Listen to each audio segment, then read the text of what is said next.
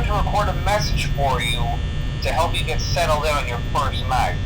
I actually worked in that office before you. I'm finishing up my last week now, as a matter of fact, so I know it can be a bit overwhelming, but I'm here to tell you there's nothing to worry about. You'll be fine.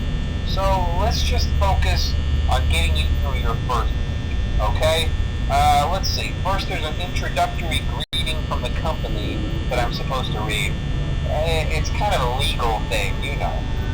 Welcome to Freddy Fazbear's Pizza, a magical place for kids and grown-ups alike, where fantasy and fun come to life. Fazbear Entertainment is not responsible for damage to property or person.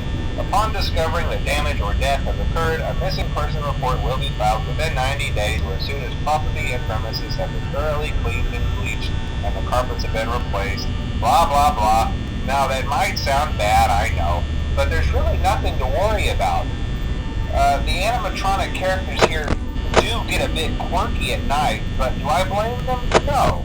If I were forced to sing those same stupid songs for 20 years and I never got a bath, I'd probably be a bit irritable at night too.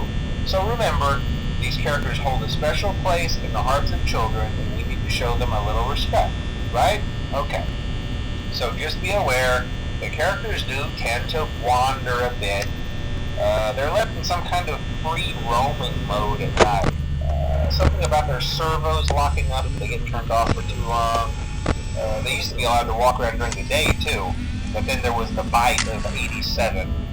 Yeah, it's amazing that the human body can live without the frontal lobe, you know?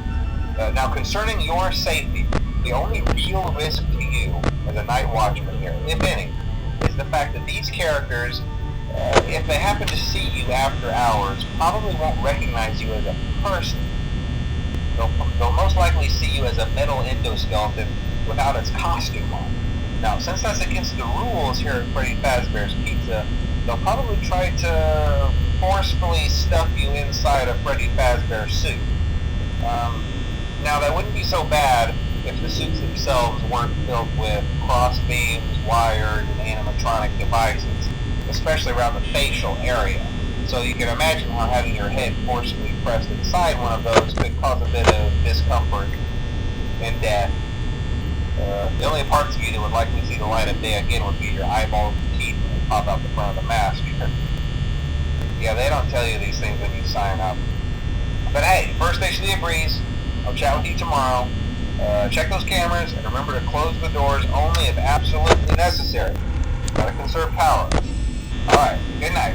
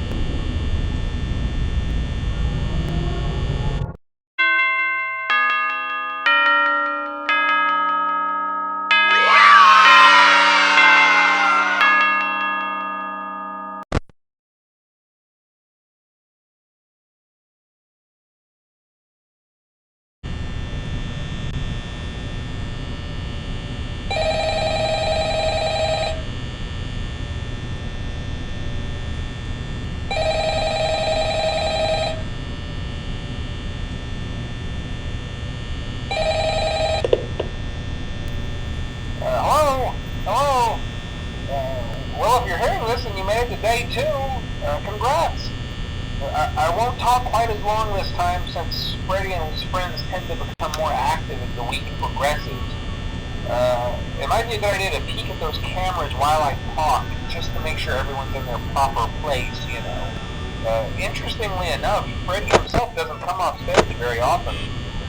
I've heard he becomes a lot more active in the dark, though, so hey, I guess that's one more reason not to run out of power, right? I also want to emphasize the importance of using your door lights. There are blind spots in your camera view, and those blind spots happen to be right outside your doors. So if you can't find something or someone on your cameras, be sure to check the door light. You might only have a few seconds to react.